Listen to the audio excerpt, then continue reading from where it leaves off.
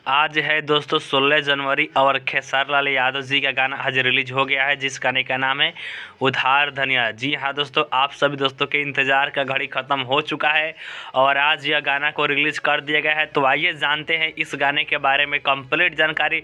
Release किया गया है तो कौन से यूट्यूब चैनल पर रिलीज किया गया है दोस्तों, ठीक है।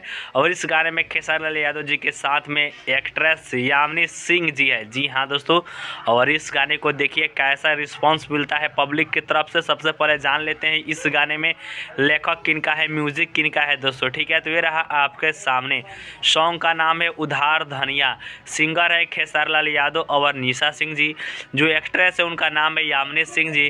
गीत लिखे हैं अखिलेश कश्यप और मनु साहू जी।